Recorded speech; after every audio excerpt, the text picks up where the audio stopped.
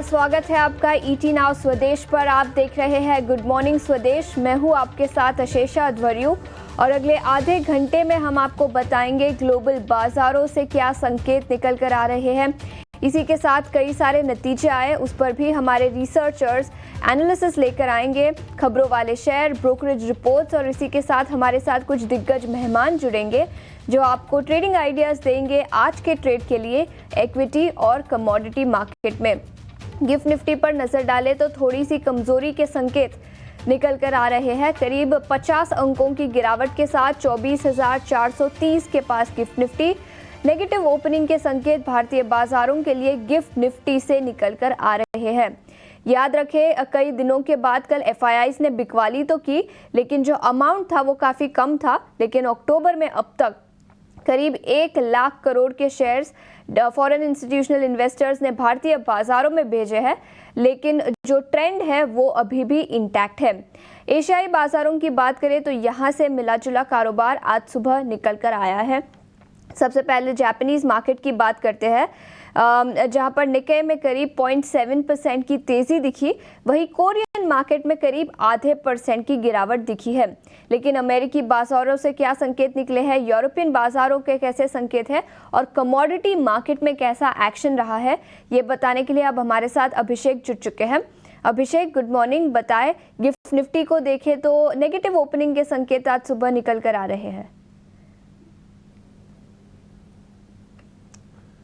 Ashesha, good morning. जी हाँ, gift Nifty थोड़ा सा नेगेटिव ओपनिंग के संकेत जरूर दे रहा है। हालांकि ग्लोबल बाजारों से अगर हम संकेत की बात करें तो आज वीक नहीं है, क्योंकि हम देख रहे हैं कि डाउ जोन्स जरूर 155 अंक गिर के कल बंद हुआ है, लेकिन नेस्डेक में S&P 500 में कल हमने तेजी देखी है। हालांकि तेजी अगर नेस्डेक की बात करें 0.25% के आसपास की रही है, क्योंकि टेक कंपनीज के नतीजे जो आ रहे हैं वो ठीक आ रहे हैं। कल आफ्टर मार्केट में कल हमने देखा कि अल्फाबेट के नतीजे आए और नतीजों से पहले भी शेयर मजबूत था, लेकिन आफ्टर मार्केट में शेयर करीब 5.5% चढ़ा है, क्योंकि जो नतीजे आए हैं अनुमान से वो बेहतर आए हैं। और ख़ास तौर से अगर हम AI वाले बिजनेस की, क्लाउड वाले बिजनेस की बात करें तो वहाँ से बहुत ही अच्छी अपडेट निकल के आए हैं नेस्डेक की तरफ से। 3 महीने की ऊंचाई पर ये शेयर चला गया है और क्लाउड कारोबार में जो ग्रोथ है 8 तिमाही की सबसे मजबूत ग्रोथ हमने देखी है। आज हम देखेंगे कि कुछ और बड़ी टेक कंपनीज के नतीजे आएंगे, मेटा के नंबर्स आ जाएंगे, माइक्रोसॉफ्ट के नंबर आएंगे, कल एप्पल के नतीजों पर बाजार की नजर रहेगी। तो निश्चित तौर पर कम से कम टेक्नोलॉजी कंपनीज के लिए संकेत ठीक ठाक है और जो टोन है वो अल्फाबेट ने सेट कर दिया है, क्योंकि यूट्यूब से जो उनकी आय है वो भी बड़ी है, क्योंकि इलेक्शंस आ रहे हैं और कंपनियां यूट्यूब पर भी काफ़ी ज़्यादा पॉलिटिकल पार्टीज भी खर्च करती हैं, उसके चलते वो उनकी अर्निंग बढ़ी है। तो बढ़िया नतीजे हैं अल्फाबेट की तरफ से। आज हो सकता है कि भारतीय IT कंपनीज के लिए भी थोड़े से ट्रिगर के काम ये ज़रूर करें। लेकिन अगर हम एशियाई बाजारों से अगर हम संकेतों की बात करें तो जापान के बाजार निक्केई, वहाँ पर लगातार तीसरे सत्र में तेजी है, क्योंकि अनिश्चितताएं थोड़ी सी पॉलिटिकल बनी हुई हैं स्नैप इलेक्शंस के बाद से, और उसके चलते येन वीक हो रहा है। उसके चलते हम देख रहे हैं कि लगातार जापानीज मार्केट में तेजी है। लेकिन उसके उलट अगर आप देखेंगे तो हांगकांग के बाजार, चीन के बाजार और कोरिया के बाजार, वहाँ पर 0.25% से लेकर आधे % के आसपास तक की नरमी है। और इसके अलावा हम देखेंगे कि दरअसल जापान में जो सितंबर की जो बेरोजगारी दर रही थी वो आई थी अनुमान से कम, इसके चलते भी हम उसका थोड़ा एक्शन देख रहे हैं। लेकिन US में जो यील्ड्स हैं थोड़ी ऊपर बनी हुई हैं, उसकी चिंता बाजारों को निश्चित तौर पर है। जुलाई के बाद से सबसे ऊपरी स्तर पर बॉन्ड यील्ड है 10 साल की 4.268, ये इस लेवल तक बॉन्ड यील्ड पहुंच गई है। क्रूड की बात करें, क्रूड को लेकर चीज़ें ठीक ठाक हैं, क्योंकि ब्रेंट क्रूड का जो भाव है वो $71 के आसपास बना हुआ है। और हम देख रहे हैं कि सोना हालांकि नए शिखर पर पहुंचा है, कॉमेक्स पर भाव पहुंच गया $2,769 पर। और कल तो यहाँ पर धनतेरस की बाइंग भी हो रही थी, हमारा अपना घरेलू मार्केट में भी सोना चमक रहा है। लेकिन क्रिप्टो मार्केट में बड़ा एक्शन हो रहा है। कल भी हमने आपको बताया था कि बिटकॉइन का जो भाव है वो निकल गया है $70,000 के ऊपर। कल बिटकॉइन और इथेरियम दोनों में 3.5% के आसपास की तेजी हमने देखी है। लेकिन अभी फिलहाल की अगर हम बात करें तो डाउ फ्यूचर, नेस्डेक फ्यूचर दोनों ही मजबूती के साथ ही कारोबार करते हुए दिख रहे हैं।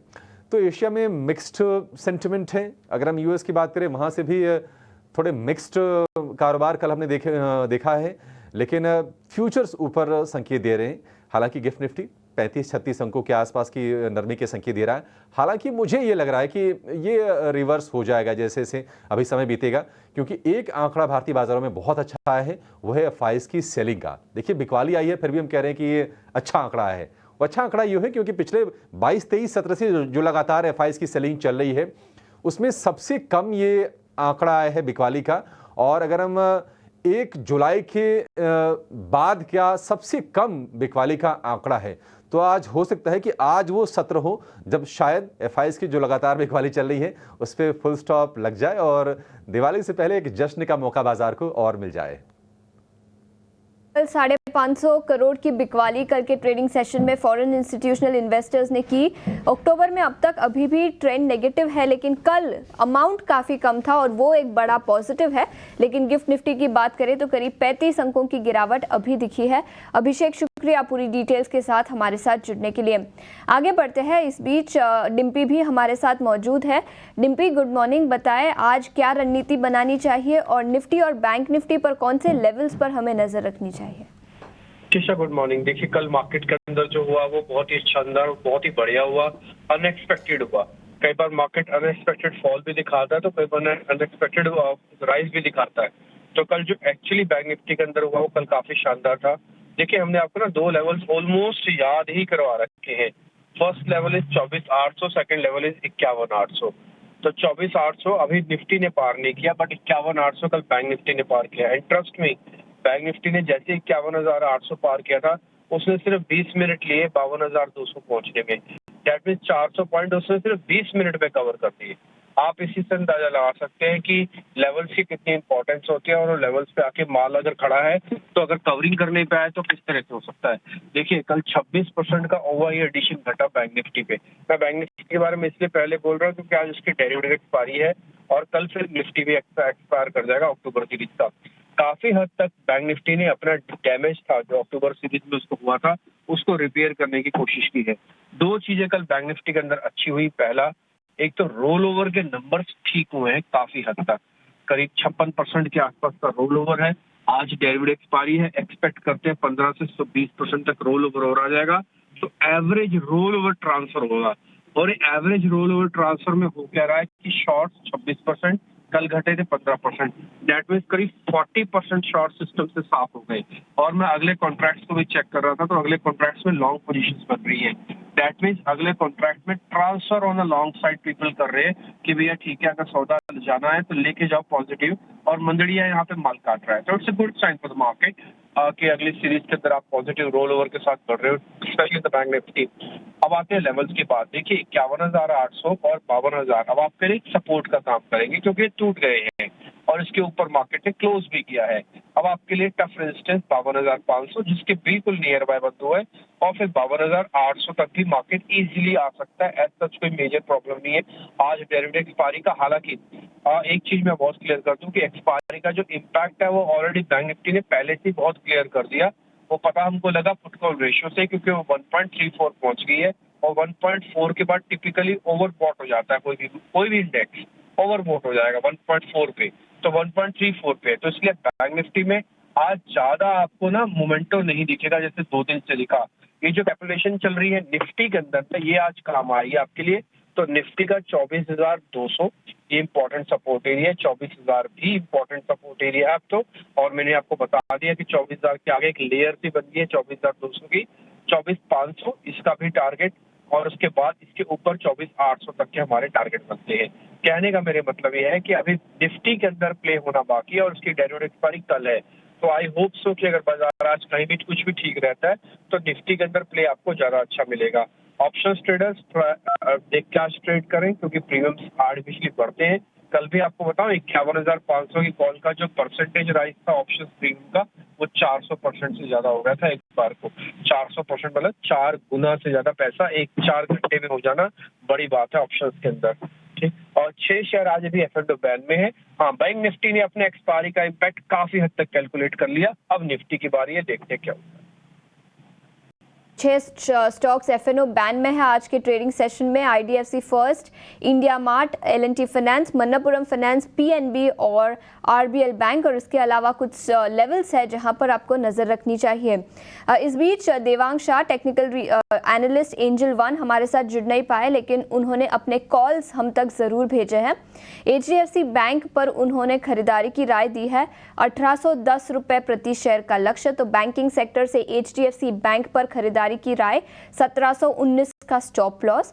और इसी के साथ आदित्य बिरला AMC पर भी उन्होंने खरीदारी की राय दी है, 825 रुपये प्रति शेयर का लक्ष्य और 764 का स्टॉप लॉस। तो दोनों ही स्टॉक्स पर खरीदारी की राय, HDFC बैंक और आदित्य बिरला AMC। आगे बढ़ते हैं। इस बीच हमारे साथ शरद स्टूडियो में मौजूद है, जो हमें बताएंगे खबरों के दम पर और नतीजों के दम पर कौन से स्टॉक्स फोकस में रहेंगे।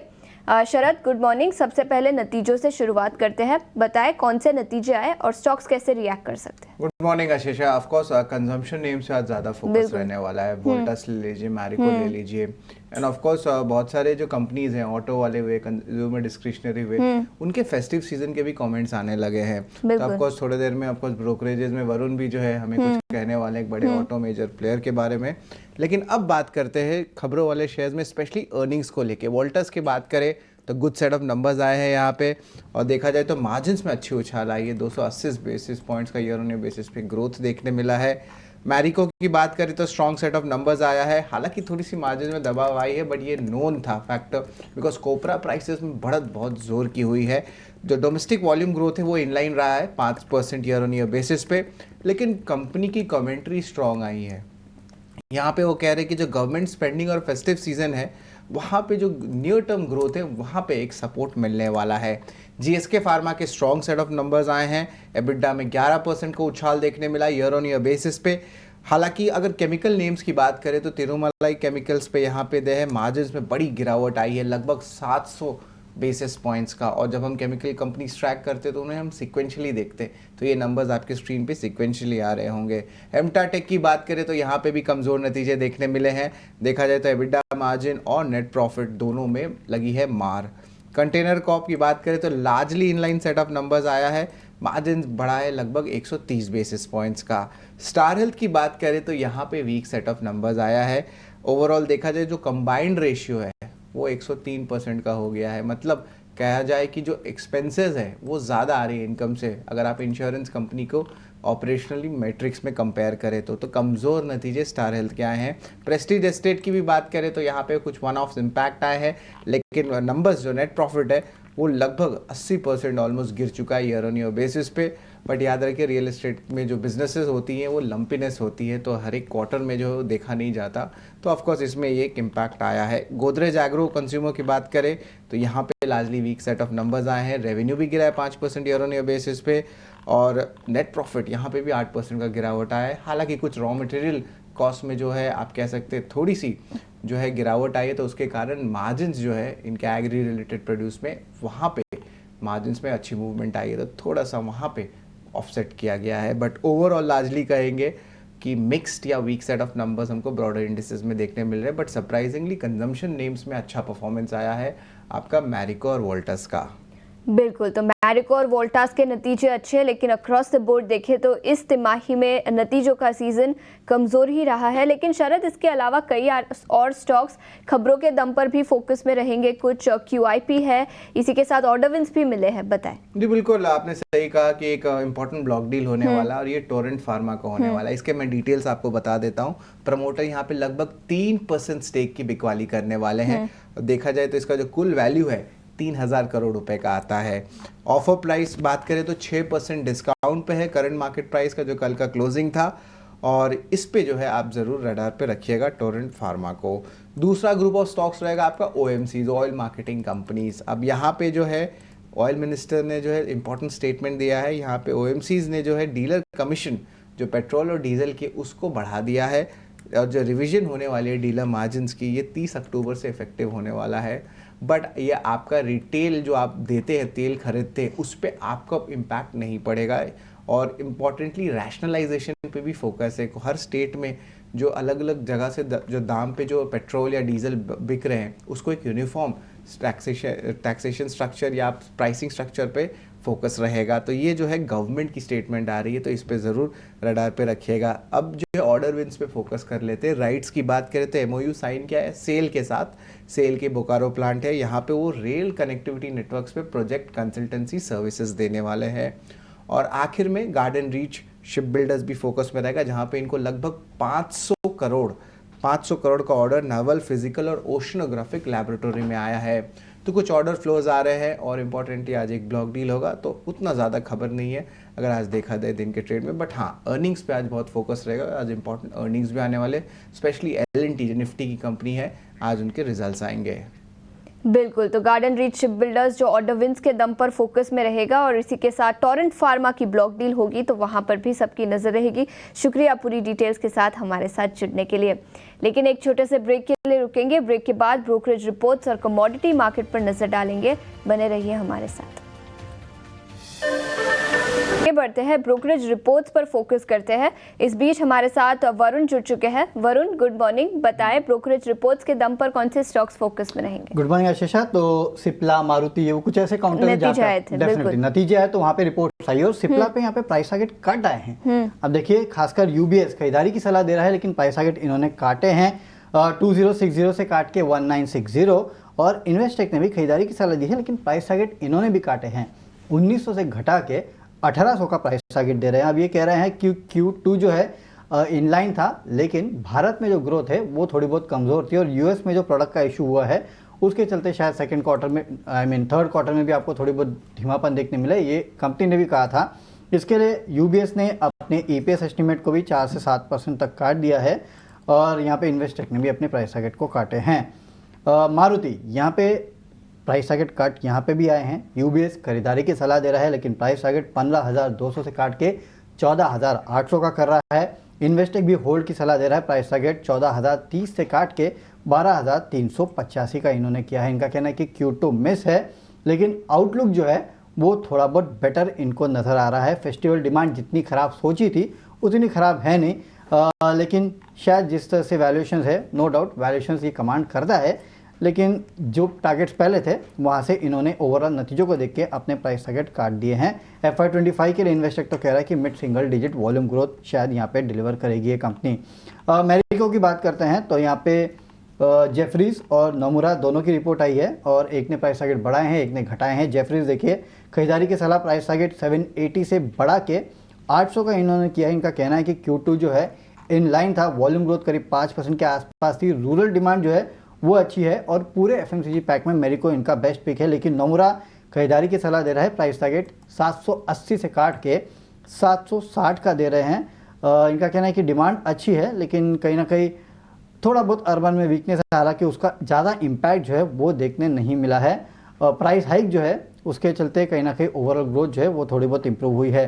एक आखिरी में बोफा की इंडिया स्ट्रैटेजी है, यहाँ पे कह रहे हैं रिस्क जो है वो इंडियन मार्केट्स में है, वीक मार्केट्स है, जैसे कि पहले ये सोच रहे थे। करेक्शन नो डाउट देखने मिल रहा है, लेकिन अभी भी आपको यहाँ पे थोड़ी बहुत रिस्क देखने मिल सकती है। सेक्टर रिएक्शन ये मिक्स्ड है, लेकिन आगे चल के आपको रोटेशन देखने मिल रहा है और DIF फ्लोर जो है उन पे अब इनकी नज़र रहने वाली है और साथ ही साथ US के कहीं ना कहीं इन्फ्लेशन नंबर जो है वहाँ पे इनकी नज़र होगी। बिल्कुल, तो बोफा की इंडिया स्ट्रैटेजी रिपोर्ट आई है और उसके अलावा कई सारे नतीजे कल आए थे मारुति, सिप्ला, जिसके चलते भी कई सारे स्टॉक्स फोकस में रहेंगे। वरुण, शुक्रिया पूरी डिटेल्स के साथ हमारे साथ जुड़ने के लिए। आगे बढ़ते हैं, कमोडिटी मार्केट पर नजर डालते हैं और कमोडिटी मार्केट पर रणनीति बताने के लिए आज हमारे साथ केडिया सिक्योरिटीज के अजय केडिया जुड़ चुके हैं। अजय, शुक्रिया समय निकालकर हमारे साथ जुड़ने के लिए। सबसे पहले सोने चांदी पर ही आपकी राय ले लेंगे। कल धनतेरस थी, इसी के साथ ग्लोबल मार्केट में देखें तो सोना फिर एक बार रिकॉर्ड ऊंचाई पर $2,760 पर आउंस के आसपास। क्या रणनीति बनानी चाहिए सोने और चांदी पर? कौन से लेवल्स पर हमें नजर रखनी चाहिए? Very good morning. सबसे पहले आपको और सभी दर्शकों को दीपावली की शुभकामनाएं। और कल धनतेरस का दिन था। फिजिकल मार्केट में भी हम देखते हैं कि एक रिचुअल और ऑस्पिशियस डे होने की वजह से बाइंग होती है, तो फिजिकल मार्केट में ऑलरेडी हम 80,000 का लेवल क्रॉस कर गए थे। कल MCX में और इंटरनेशनल में भी नया हाई गोल्ड लगाता हुआ दिखाई दिया, 79,000 के ऊपर चले गया है। टाइमिंग अगले हफ्ते में फेड की मीटिंग है जहाँ पे रेट कट का अनाउंसमेंट होना है और यूएस के इलेक्शन के आउटकम आने, जिसकी वजह से थोड़ी सी अनसर्टेनिटी है और गोल्ड को सपोर्ट मिल रहा है। तो वेरी लिमिटेड अपसाइड के लिए आज 79,000 पे दिसंबर वायदा गोल्ड का लेना चाहिए, 78,700 का स्टॉप लॉस लगाना चाहिए, 79,550 तक का टारगेट गोल्ड में मिलेगा। वहीं अगर चांदी की बात करें तो चांदी थोड़ी सी एक सीमित रेंज में है। 1 लाख का लेवल हमने ऑलरेडी पिछले हफ्ते छू चुके हैं, उसके बाद मार्केट थोड़ा प्रॉफिट बुकिंग दिखा रहा था, पर फिर भी अभी गोल्ड की जो चाल है वो चांदी को भी सपोर्ट कर रही है। 98,200 में लेंगे, 97,700 का स्टॉप लॉस लगाएंगे, 99,400 से 500 तक का लेवल टेम्पररी देखने मिल सकता है। कुल तो ये कुछ लेवल्स है सोने और चांदी पर जहां पर आपको नजर रखनी चाहिए, लेकिन इसके अलावा बेस मेटल्स और क्रूड ऑयल यहां पर भी अपनी रणनीति बनाएं। याद रखें क्रूड ऑयल पिछले कुछ दिनों में काफी वॉलेटाइल रहा है ग्लोबल कंसर्न्स के चलते और जियोपॉलिटिकल टेंशंस के चलते। बेस मेटल्स और क्रूड ऑयल क्या रणनीति बनानी चाहिए? सबसे पहले कच्चे तेल की बात करें तो हमने शनिवार को जो अटैक होते हुए देखा, रिटेलिएशन देखा, उसके बाद ऐसा लग रहा था कि सोना और कच्चा तेल दोनों ही तेज होंगे, बट सोमवार को हमने 6% नीचे जाते हुए देखा। उसका कारण था कि कोई भी न्यूक्लियर फैसिलिटीज और ऑयल डिपो पे नहीं हुआ, जिसकी वजह से हमने फॉल देखा था। कल भी गिरावट आती हुई दिखाई दी। टेक्निकल सपोर्ट आज दिखता हुआ दिखाई देगा, जहाँ पे 5620 पे लेना है, 5530 का स्टॉप लॉस है। लिमिटेड अपसाइड 5730 तक का लेवल कच्चे तेल में मिलेगा। वहीं पूरे बेस मेटल में हमने देखा China back to back stimulus की घोषणा कर रहा है और कोशिश कर रहा है कि इकोनॉमी को हम संभाले, जिसके चलते मुझे लगता है कॉपर और जिंक पे नजर रखना चाहिए। कॉपर 842 पे लेके चलना चाहिए, 838 का स्टॉप लॉस रहेगा, 848 तक का टारगेट रहेगा। जिंक एज कंपेयर टू सभी मेटल में काफी स्ट्रॉन्ग दिखाई दे रहा है, जहाँ पे 286 में लेना चाहिए, 283 का स्टॉप लॉस रहेगा, 290 का इमीडिएट टारगेट। बट पोजिशनली मुझे लगता है 310 तक का भी लेवल आने वाले महीने डेढ़ महीने में दिखा सकता है। तो कच्चे तेल में खरीदारी की राय 5,750 का लक्ष्य और इसी के साथ बेस मेटल्स की बात करें तो यहाँ पर कॉपर और जिंक दोनों पर खरीदारी की राय अजय ने दी है। शुक्रिया समय निकालकर ईटी नाउ स्वदेश के साथ जुड़ने के लिए। याद रखें निफ्टी कंपनियों में आज LNT के नतीजे आएंगे जिस पर सबकी नजर रहेगी और जाते जाते एक बार गिफ्ट निफ्टी पर भी फोकस कर लेते हैं। 35 अंकों की गिरावट के साथ 24,440 के आसपास थोड़े से नेगेटिव ओपनिंग के संकेत गिफ्ट निफ्टी से आज सुबह निकल कर आ रहे हैं। आप कहीं मत जाइए, ब्रेक के बाद हम आपके लिए लेकर आएंगे खरा सौदा। नमस्कार।